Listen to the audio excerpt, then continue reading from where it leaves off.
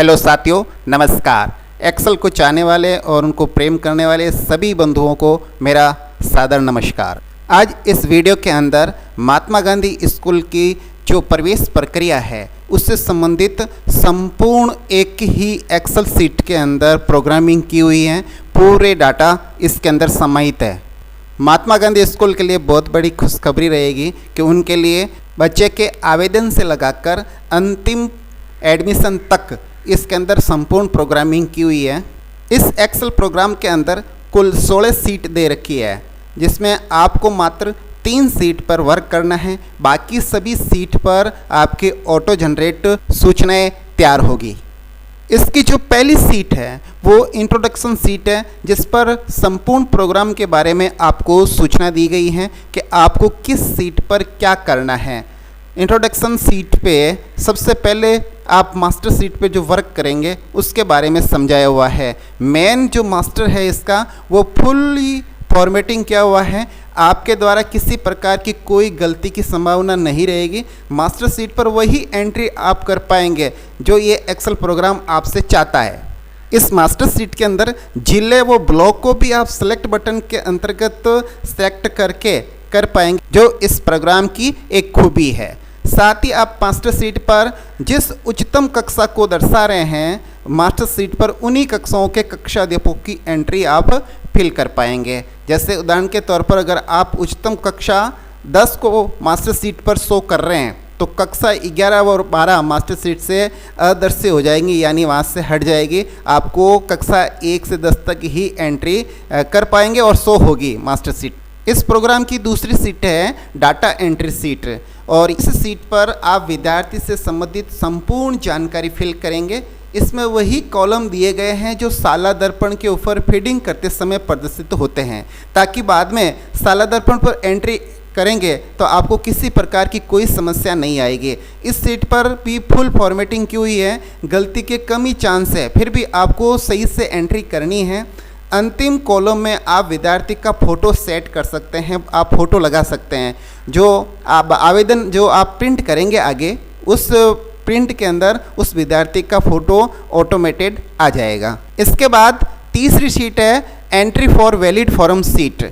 इस सीट पर भी आपको वर्क करना है। ये कुल मिला के 3 सीटें जिस पर आपको वर्क करना है। बाकी जितनी भी सीटें हैं वहाँ पर आपको रिपोर्ट लेनी है। एंट्री फॉर वैलिड सीट पर काफ़ी सारे डाटा तो एंट्री सीट से आ जाएंगे, और आगे कुछ कॉलम अनलॉक हैं, वहाँ पर आपको एंट्री करनी है, और उसमें आप सेलेक्ट बटन की सहायता से एंट्री इंद्राज कर सकते हैं। इस सीट में भी फुल फॉर्मेटिंग की हुई है, गलती के कम ही चांस रहेंगे आपके। इसमें आप फॉर्म को स्वीकार और अस्वीकार कर सकते हैं।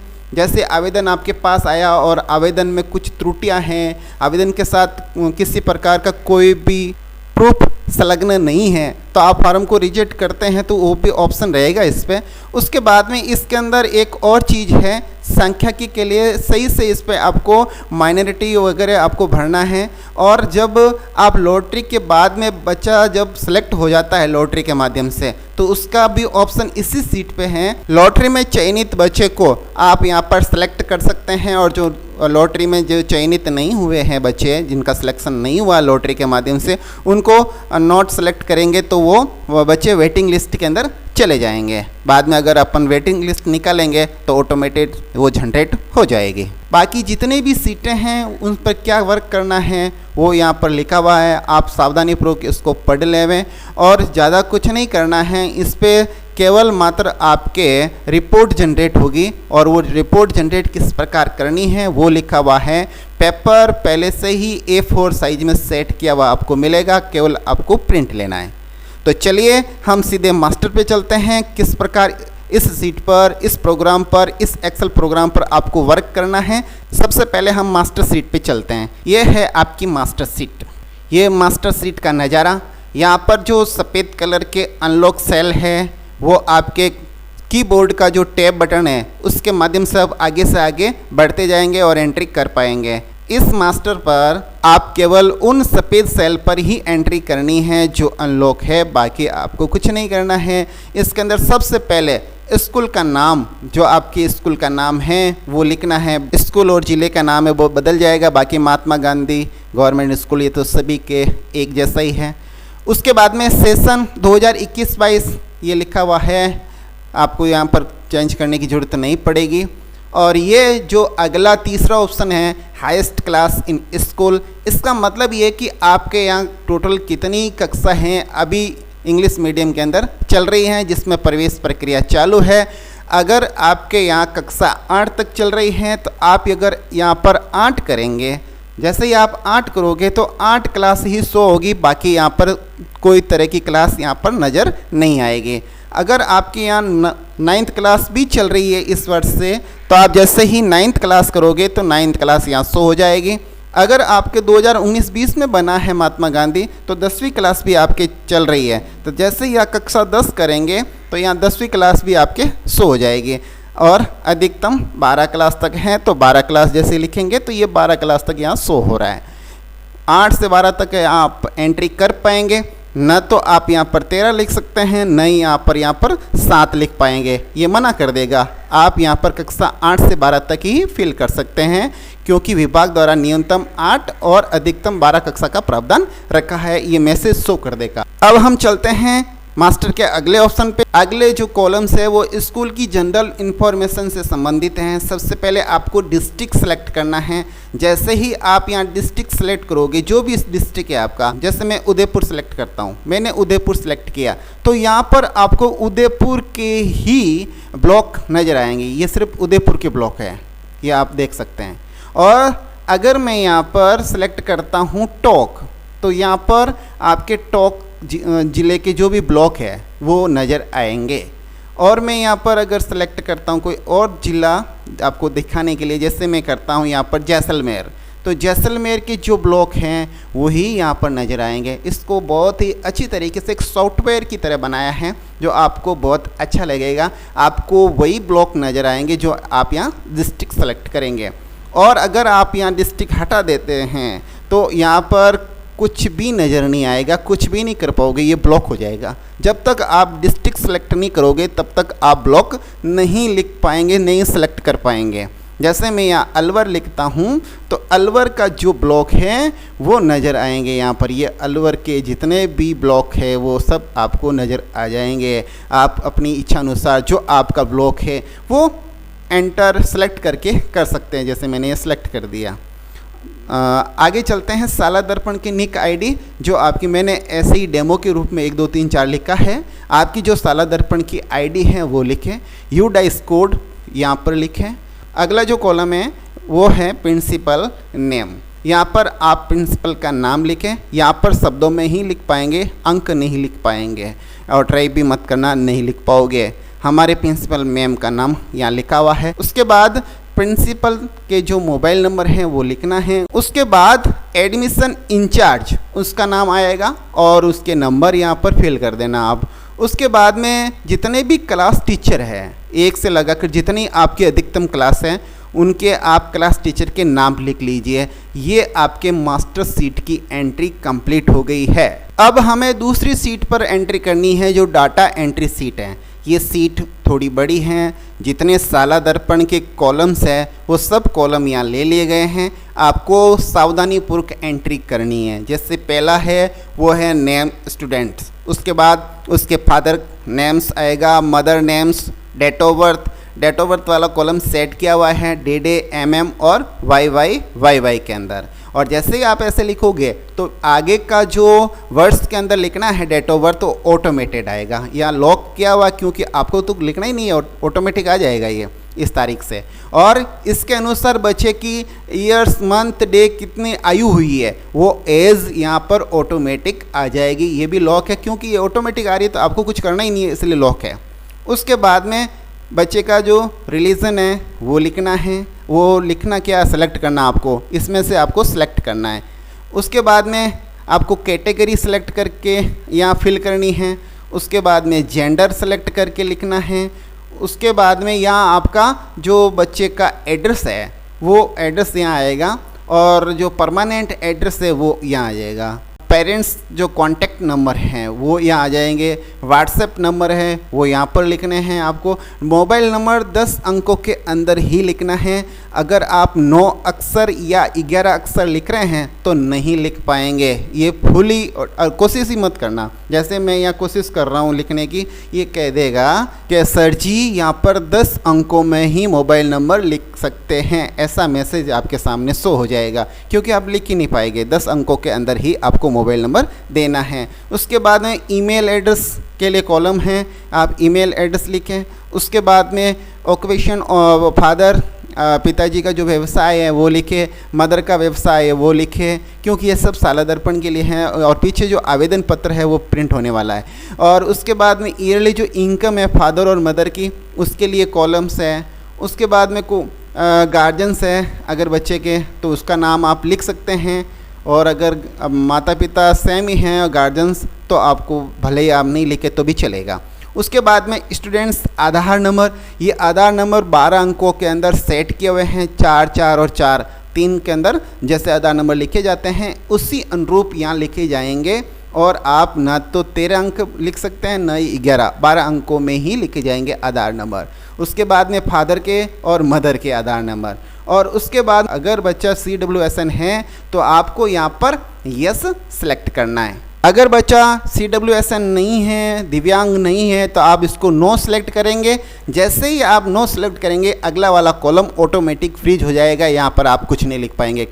अगर CWSN है, यस हैं, तो ही आप यहाँ लिख पाओगे। अगर नो है तो यहाँ आप किसी प्रकार की कोई एंट्री नहीं कर पाओगे। ये कहेगा कि CWSN में नो सेलेक्ट करने पर आप इस कॉलम में कोई भी एंट्री नहीं कर सकते, तो आप यहाँ कोई एंट्री नहीं कर पाएंगे। उसके बाद में जो बच्चे की शैक्षिक गतिविधियाँ हैं उसके अनुरूप, जैसे NSS, NCC, स्काउट गाइड का, बुलबुल, इसमें से कोई भी आपका हो तो सिलेक्ट करें। किसी में नहीं है तो NS सेलेक्ट कर सकते हैं आप। उसके बाद में स्पोर्ट्स, ये भी आ जाएगा इसमें। अगर बच्चे का स्पोर्ट्स से संबंधित, जैसे वो बच्चा नेशनल है, स्टेट है, डिस्ट्रिक्ट लेवल का है, अगर नहीं है तो NS सेलेक्ट कर सकते हैं। उसके बाद में बच्चे की बैंक डिटेल भरनी है। बैंक डिटेल के अंदर आप बैंक का नेम, ब्रांच, उसके बाद में IFSC कोड, उसके बाद में अकाउंट नंबर, इस प्रकार ये बच्चे के बैंक डिटेल संबंधी जानकारी दे सकते हैं। इस प्रकार साला दर्पण के अनुरूप ही कॉलम इसके अंदर दे रखे हैं और बच्चे की बैंक डिटेल संबंधी जानकारी इन कॉलम में दे सकते हैं। अब चलते हैं अगले कॉलम्स की ओर। ये कॉलम बच्चे का जो पिछला क्लास या पिछली स्कूल है जहाँ से बच्चा आया है, एडमिशन हो रहा है बच्चे का, उससे रिलेटेड है। बच्चा कौन सी क्लास के अंदर एडमिशन लेना चाहता है, ये आप अच्छे से फिल करें कौन सी क्लास में बच्चा एडमिशन ले रहा है। जैसे बच्चा क्लास 6 के अंदर एडमिशन ले रहा है तो आप लैंग्वेज, थर्ड लैंग्वेज को आप यहाँ इनफिल कर लें। जो भी आपकी थर्ड लैंग्वेज है, संस्कृत, पंजाबी, गुजराती, सिंधी, जो भी आपकी है वो यहाँ पर आप फिल कर सकते हैं। उसके बाद में जहाँ से बच्चा आया है वो उस स्कूल का नाम आपको यहाँ फिल करना है। उसके बाद में वो स्कूल कैसी थी, प्राइवेट थी या गवर्नमेंट थी या गवर्नमेंट एडेड थी, जैसी भी स्कूल थी आप उसमें से आप सेलेक्ट कर सकते हैं। KGB भी हो सकती हैं और अदर भी हो, कोई भी ऑप्शन आप यहाँ कर सकते हैं। उसके बाद में जो पिछले स्कूल का स्कॉलर नंबर है यानी SR नंबर है वो आप यहाँ फिल कर देवे। बच्चे के साला दर्पण का कोड या PSP कोड जहाँ से बच्चा आया है वो यहाँ ज़रूर फिल करें, वो जो TC के अंदर ज़रूर मिलेगा आपको। और लास्ट क्लास का जो रिजल्ट है वो यहाँ फिल कर सकते हैं आप, पास है बच्चा या फेल होके आया है या अध्ययनरत आया है, वो तीनों में से जो ऑप्शन आप लागू हैं वो यहाँ सेलेक्ट कर सकते हैं। उसके बाद आगे बढ़ने से पहले एक बात और बता दूं मैं, यहाँ पर जो आप थर्ड लैंग्वेज लिख पाएंगे वो क्लास 6 से ही लिख पाएंगे। अगर आपके बच्चे जो एडमिशन ले रहा है स्कूल के अंदर वो कक्षा 6 या उससे ऊपर है तो ही आप थर्ड लैंग्वेज लिख पाएंगे। और अगर बच्चा 6 से नीचे कोई क्लास है, जैसे 4 है, 5 है, 3 है, जैसे 5 क्लास का बच्चा है, तो आप यहाँ पर थर्ड लैंग्वेज किसी भी सूरत में नहीं लिख पाएंगे। और ये आपके सामने मैसेज आएगा कि तृतीय भाषा को कक्षा 6 से ही लिखा जाएगा सर जी, तो इस प्रकार का मैसेज शो होगा, आप नहीं लिख पाएंगे। अगर कक्षा 6, 7, 8, 9, 10 हैं तो आप लिख पाएंगे। आगे का जो ऑप्शन है वो राजस्थान एजुकेशन डिपार्टमेंट से कोई एम्प्लॉय के बच्चे आए हैं तो उनके लिए हैं। अगर आप यस करेंगे तो ही यहाँ पर इन कॉलम में एंट्री कर पाओगे, अन्यथा आप इसमें एंट्री नहीं कर पाओगे। जैसे मैंने यस किया था, आप एंट्री कर पा रहे हो, नो है तो ऑटोमेटिक सब कॉलम फ्रीज हो रखे हैं। यहाँ मैं किसी प्रकार की कोई एंट्री नहीं कर पा रहा हूँ और नहीं कर पाऊँगा, अब मना कर देगा, ये रोक देगा मेरे को, नो है ना, इसलिए नहीं कर पा रहा है। तो यस करोगे तो ही यहाँ पर एंट्री हो पाएगी। उसके बाद में ब्लड ग्रुप आप यहाँ लिख सकते हैं। बच्चे का होम जो है डिस्टेंस स्कूल से कितना है वो आप यहाँ लिख सकते हैं। ब्लड ग्रुप के लिए यहाँ ऑप्शन है, टोटली आप इसमें से सेलेक्ट कर सकते हैं। और होम डिस्टेंस है उसकी, उसको आप केवल किलोमीटर जैसे 4, 5, 3 ऐसे लिखना है। ये केएम ऑटोमेटिक आएगा, ये आपको लिखने की ज़रूरत नहीं है। जैसे मैं यहाँ केवल 5 करता हूँ और आगे बढ़ता हूँ तो ये ऑटोमेटिक यहाँ 5 केएम आ जाएगा, आपको लिखने की ज़रूरत नहीं है, आप केवल संख्या फिल करें। फिर फैमिली जन आधार आईडी वो आप यहाँ फिल करें। जन आधार आईडी 10 अंकों में होती हैं, वो लिखे 10 अंक में ही लिख पाएंगे। उसके बाद में स्टूडेंट अगर माइनॉरिटी है कैटेगरी का तो आपको यस सेलेक्ट करना है। उसके बाद में बच्चे का फ़ोटो, यहाँ पर केवल आपको फ़ोटो कॉपी करके यहाँ पर पेस्ट करना है। इंसर्ट का ऑप्शन यहाँ आता है जहाँ पिक्चर एडिट यहाँ होती है, लेकिन हमने वो ब्लॉक कर दिया। हमने इंसर्ट को यहाँ से हटा दिया है, पिक्चर या डायरेक्ट ला सकते थे क्योंकि वो पिक्चर आके बड़ी हो जाती है और वो सेट नहीं होती है आपसे, इसलिए हमने इनको थोड़ा लॉक ही रखा है। आप तो वहाँ से जहाँ फोल्डर है आपका उसमें फ़ोटो जो बच्चे की सेव कर रखे हैं उनको कॉपी करके यहाँ पेस्ट कर दो और इस कॉलम के अनुरूप उसको शेड कर दो। जैसे ये फ़ोटो है, इस फ़ोटो को नीचे सरका के जैसा एडजस्ट है वह एडजस्ट कर लो। जैसे मैं आपके सामने, जैसे मैं एक फ़ोटो कॉपी पेस्ट करता हूँ, जैसे गुरुदेव की फ़ोटो है, इनको कॉपी कर दिया और जैसे इस कॉलम को मुझे यहाँ फ़ोटो डालना है तो यहाँ मैं पेस्ट कर दूँगा। ये इस प्रकार आपका फ़ोटो सेलेक्ट हो जाएगा। अब छोटा बड़ा है तो आप इसको साइज को छोटा बड़ा कर सकते हैं, इसको सेंटर में बीचों बीच कर लेगा आप और जैसा फ़ोटो आपके वहाँ आगे जो फॉर्म में आवेदन है उसके अंदर ऑटोमेटिक आ जाए। इस प्रकार आप सिलेक्ट कर सकते हैं। ये डाटा एंट्री शीट का काम आपके लगभग कंप्लीट हो गया है बस। और इसके अंदर आपके जितने कॉलम्स हैं वो 1500 के लगभग दिए हैं हमने, ताकि आपके 1500 आवेदन आए तब तक आप इसके अंदर आप काम कर सकते हैं। हम चलते हैं तीसरी सीट जहां आपको वर्क करना है, वो है एंट्री फॉर वैलिड फॉर्म। जो आपके वैलिड फॉर्म है उनकी सूचना किस प्रकार इसमें इंफॉर्मेशन फिल करनी है वो आपको इसमें बताने जा रहा हूँ।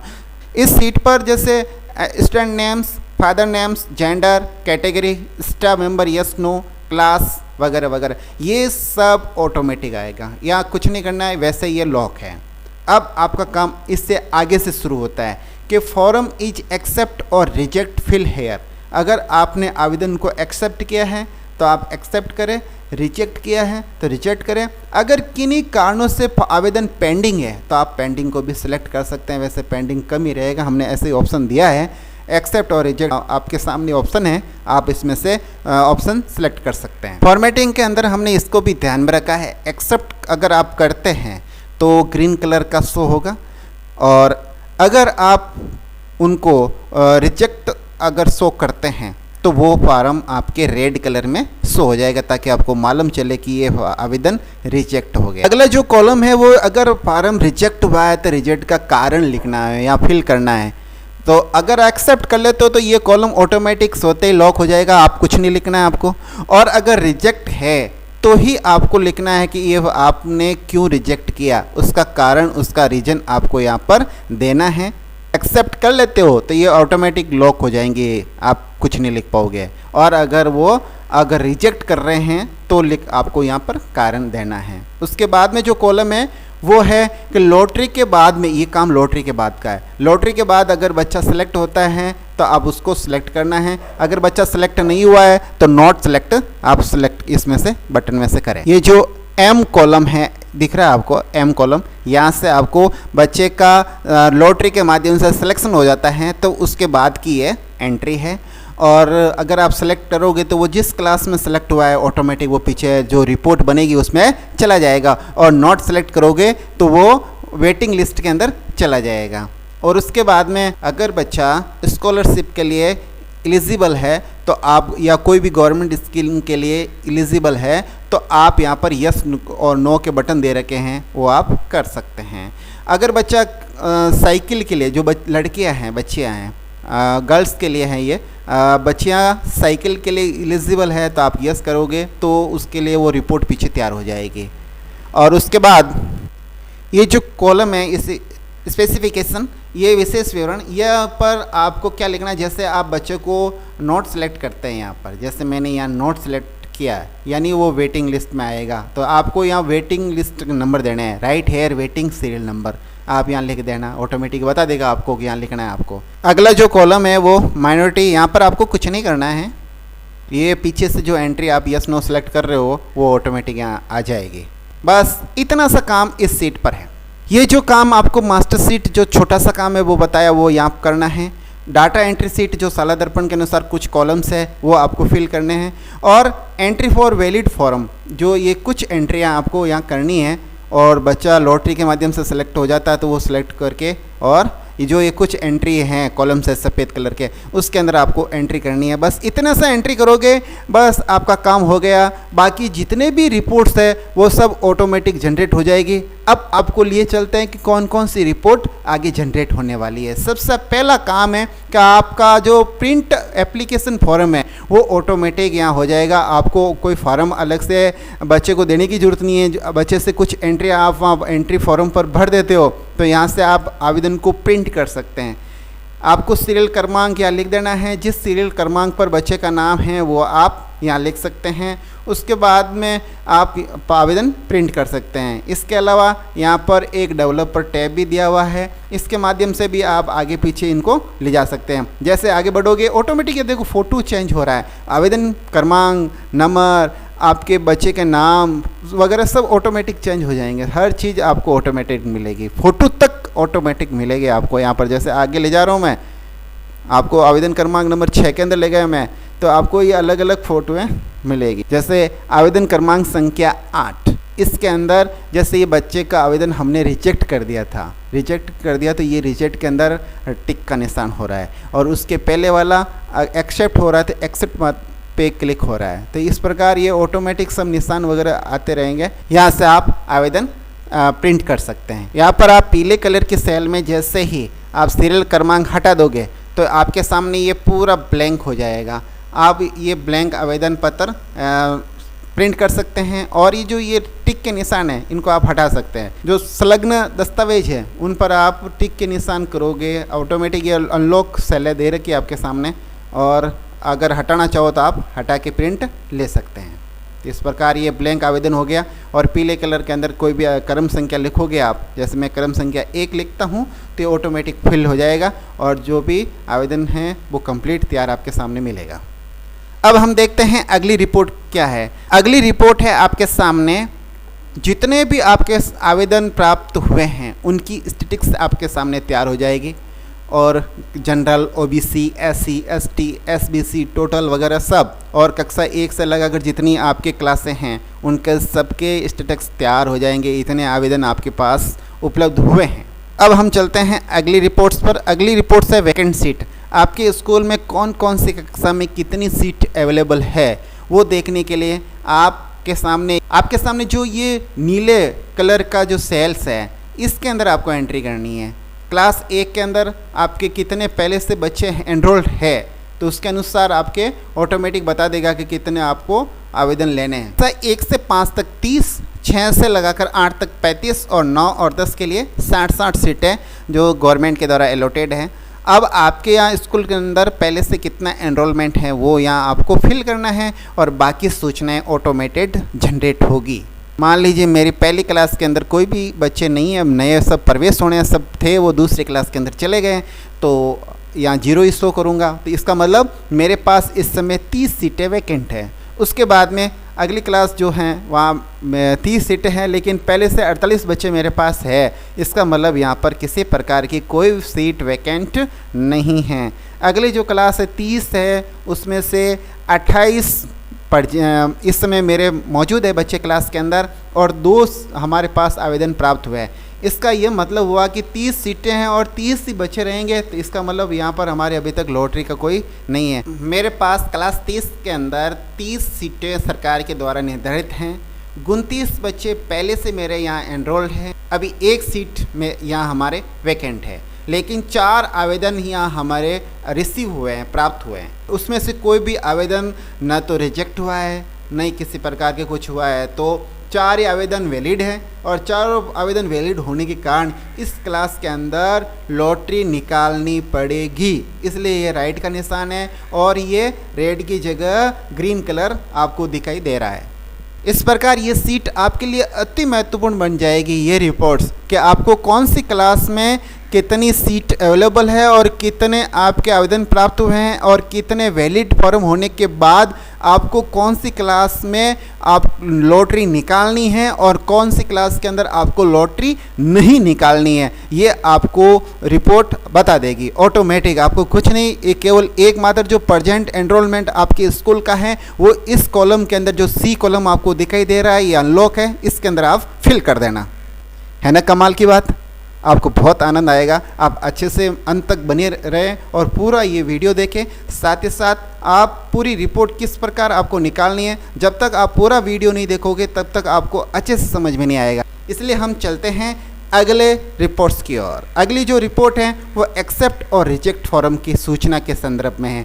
आपने कौन सा आवेदन एक्सेप्ट किया है, कौन सा आपने रिजेक्ट कर दिया है, उसकी लिस्ट देखनी है आपको। तो एक्सेप्ट जितने भी हुए हैं उनकी पूरी रिपोर्ट एक साथ आपके सामने उपलब्ध हो जाएगी। और अगर आपने फार्म को रिजेक्ट कर दिया है तो कितने रिजेक्ट हैं, जैसे 2 फार्म आपने रिजेक्ट किए हैं, उनके कारण भी आ रहे हैं, वो आपके सामने शो हो रहे हैं। पेंडिंग की लिस्ट देखनी है तो यहाँ पर वो भी शो हो जाएगी। एक आवेदन आपका पेंडिंग है, किस कारण से है वो रीजन भी आपके सामने अवेलेबल हो जाएगा। ये आप अच्छे से जो डाटा एंट्री सीट है उस पर आप फिल करना, the entry for valid form, उस सीट पे आपको ये ऑप्शन दे रखे हैं। उसमें जो आप अच्छे से फिल करेंगे तो आपको ये सूचना प्राप्त हो जाएगी और आप इसका A4 साइज के अंदर प्रिंट ले सकते हैं। जैसे मैं एक्सेप्ट पे क्लिक करूं तो एक्सेप्ट की है हमारे सामने सूचना तैयार हो चुकी है। अब हम आगे बढ़ते हैं। बहुत ही महत्वपूर्ण, अति महत्वपूर्ण ये रिपोर्ट्स हैं और ये अति महत्वपूर्ण क्यों हैं ये भी मैं बताने जा रहा हूँ। यहाँ पर आप जो टेम्परेरी एडमिशन लिस्ट तैयार की है बच्चों की, जो भी आवेदन आए हैं उनका आप यहाँ प्रत्येक क्लास वाइज देख सकते हैं। वहाँ पर तो आप जो बच्चे को एक्सेप्ट किया है उसकी पूरी रिपोर्ट यहाँ आएगी, लेकिन जो आप क्लास वाइज रिपोर्ट देखना चाहो तो अगले में इस सीट पर आपको क्लास वाइज, और साथ ही साथ अगर बच्चा एजुकेशन डिपार्टमेंट का है, स्टाफ मेंबर्स का, तो वो यहाँ राइट का निशान आपको ये भी मिल जाएगा।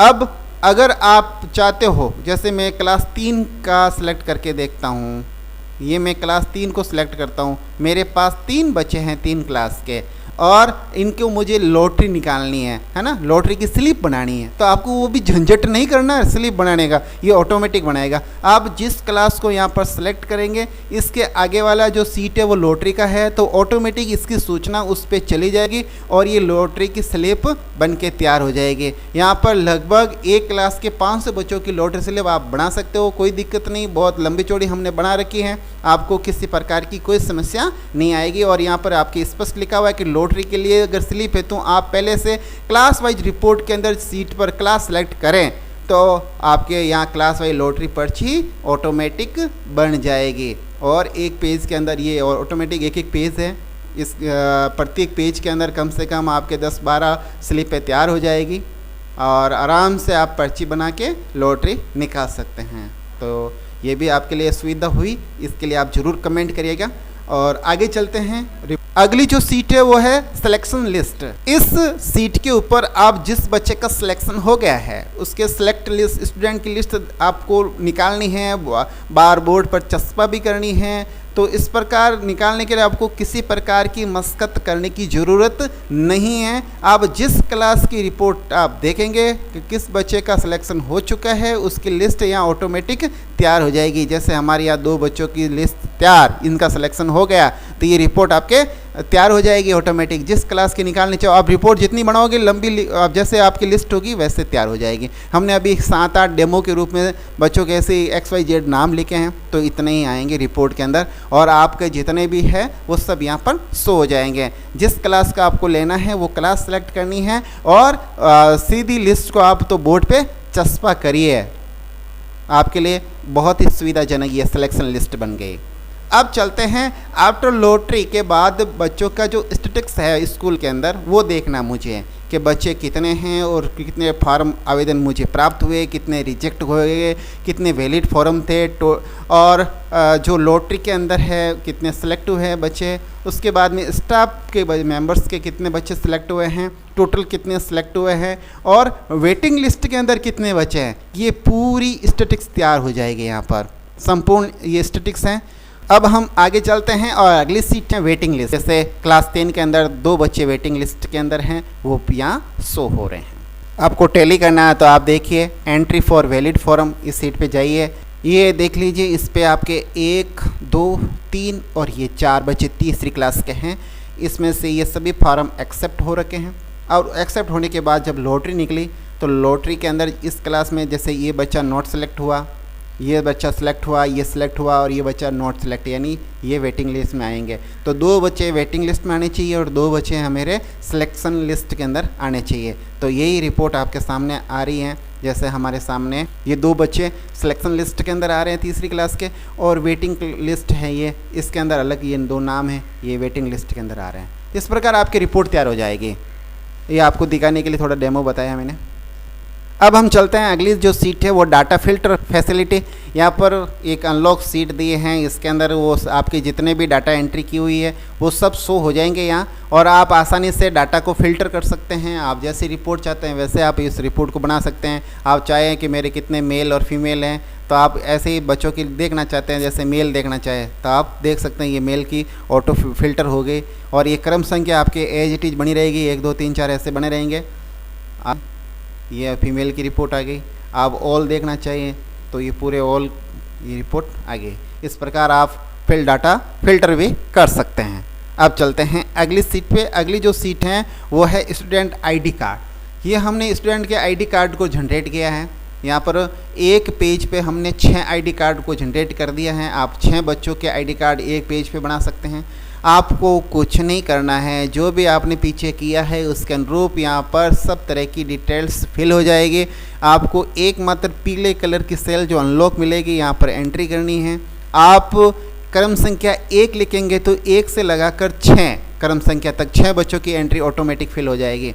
आप चाहते हो कि मेरे को तो 4 से चाहिए, तो आप जैसे क्रम संख्या 4 लिखोगे तो यहाँ 4 से आगे आगे जितने बच्चे हैं वो सब एंट्रियाँ आ जाएगी। ये 4 के बाद में 4 5 6 7 8 और 9 तक आ गई।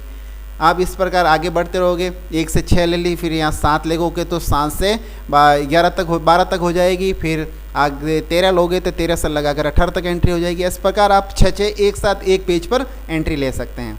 और अगर क्रम संख्या नहीं लेके आगे ऐसे आप डेवलपर टैब से आगे बढ़े तो ये भी आपके सामने सुविधा है। जैसे आप पीछे जाओगे तो इस प्रकार आ जाएगा और पीछे जाओगे तो इस प्रकार आ जाएगा। आप जैसे 2 करना चाहते हो तो ये 2 से आगे आ गया। अगर आप 3 चाहते हो तो ये 3 से ये फ़ोटो भी चेंज हो रही है, नाम चेंज हो रहा है, सब कुछ चेंज हो जाएगा। ये सब कुछ ऑटो जनरेट है।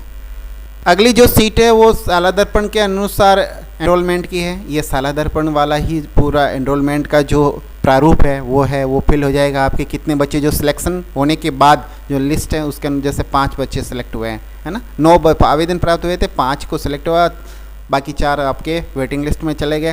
तो ये एक इस प्रकार से साला दर्पण वाला पूरा रिकॉर्ड यहाँ पर संधारित हो जाएगा। अंत में जो स्कीम है वो है, स्कीम के अंदर स्कॉलरशिप में कितने बच्चे हैं आपके वो आपके यहाँ आ जाएगा और साइकिल वाले हैं तो वो साइकिल वाले में शो हो जाएगा। इस प्रकार ये एक अमेजिंग प्रोग्राम है, आप इसको अच्छे से इस्तेमाल कीजिए। केवल मात्र 3 सीटें, master seat, data entry seat और एंट्री फॉर वैलिड फॉर्म, ये 3 सीटों के अंदर ही आपको एंट्री करनी है। बाकी पीछे 12-13 ऐसी सीट है जो रिपोर्ट अलग अलग तरह की रिपोर्ट जनरेट होगी, आप आसानी से रिपोर्ट जनरेट कर पाएंगे। बहुत फुली ऑटोमेटेड है, बहुत मेहनत लगी है। पूरा लॉकडाउन, पूरा ग्रीष्म अवकाश इसको तैयार करने में लग गया है, बहुत मेहनत से तैयार की गई है। आप इसको अच्छे से इस्तेमाल करें और पूरे जितने भी महात्मा गांधी स्कूल्स हैं उन तक पहुंचाइएगा ज़रूर, और ताकि सभी आसानी से अपना काम, अपना वर्क कर सकें। मैं आशा और उम्मीद करता हूं कि आपको ये प्रोग्राम बहुत अच्छा लगेगा। धन्यवाद, थैंक यू। अगले प्रोग्राम तक के लिए आपसे इजाज़त चाहते हैं। वंदे मातरम, जय हिंद।